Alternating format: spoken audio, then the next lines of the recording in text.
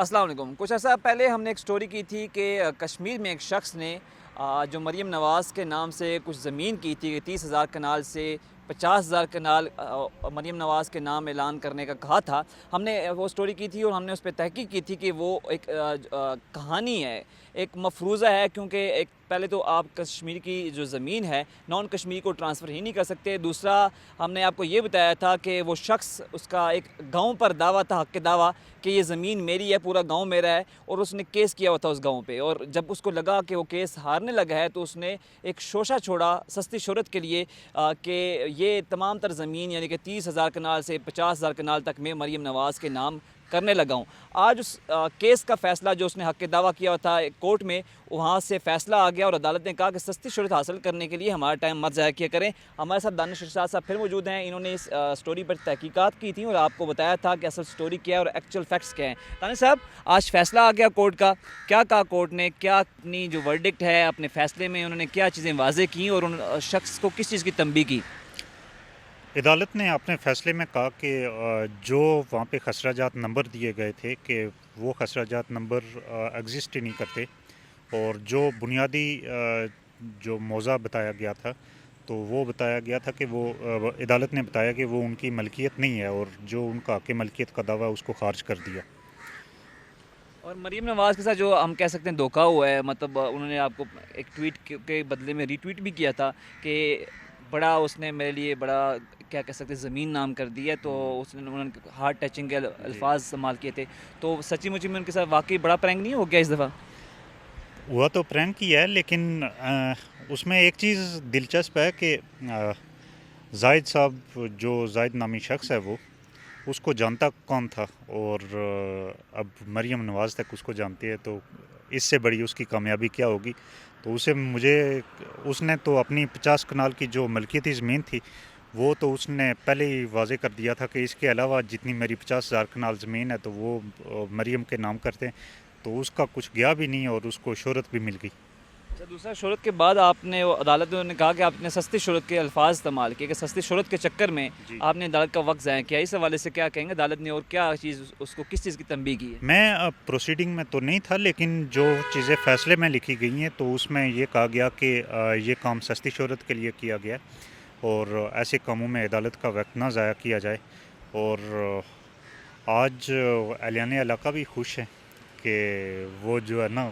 کسی کی اور کی ملکیت نہیں بلکہ وہ زمینیں ان کی اپنی ملکیت ہے۔ تو مریم نواز یا وہاں پہ لیگی قیادت نے ان کو پکڑا نہیں کہ بھائی جان تم کو پرینک کرنے کے لیے ہم ہی ملے تھے، یا لیگی قیادت جو مقامی ہوتی ہے انہوں نے اس کو کسی چیز کی تنبیہ نہیں کی بھائی جان ہمارے ساتھ تم نے لازمی کرنا تھا؟ وہ ان کو اچھی طرح جانتے ہیں اور ان کا بیک گراؤنڈ بھی جانتے ہیں کہ وہ ایسے کام کرتے رہتے ہیں، اور عدالتوں کے چکر لگانے کی ان کو اچھی خاصی عادت ہے، تو وہ اس لیے کوئی مسئلہ نہیں ہے، تو مقامی قیادت تو ان کو کچھ نہیں کہے گی، اور چونکہ مقامی قیادت ان کو بہت اچھے سے جانتی ہے۔ اور دانش صاحب، آج عدالت نے تنبیہ کیا کہ ایسے کیسز مت لے کے آئیں، شاید فیصلے میں یہ بھی لکھا ہے ان کو جی جی کہ ایسے کیسز مت لایا کریں، جی جی تو اس حوالے سے کچھ کہیں گے؟ مطلب کیا فیصلے میں مزید چیزیں سامنے آئی ہیں؟ سر، عدالتیں فیصلوں میں ظاہر ہے وہ چیزیں اپنے طور پہ تو لکھتی رہتی ہیں کہ ایسے کیسز عدالت میں نہ جائیں جن کی وجہ سے عدالت کا وقت ضائع ہوتا ہے، تو یہ ایک روٹین کی چیز تھی۔ بہرحال کیس خارج ہوا ان کا، اور جو حق ملکیت کا دعویٰ تھا اسے حقائق کے منافی قرار دیا ہے، تو بنیادی بات یہ ہے، اور باقی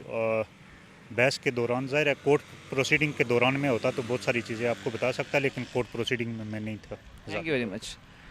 جیسا کہ آپ کو ہم نے سٹوری سے آگاہ کیا تھا کہ زاہد نامی یہ شخص ہے، اور اس نے جو حق کے مالکیت کچھ گاؤں پر کیا ہوا تھا کہ یہ زمینیں میری ہیں، اور یہ تمام تر جو زمین ہے 30,000 کنال سے 50,000 کنال میں مریم نواز کے نام کرتا ہوں۔ انہوں نے ایک 50 روپے کا اسٹامپ پیپر لیا اور وہاں پہ ایک شوشہ چھوڑا تھا، جسے بعد میں مریم نواز نے جو ہے وہ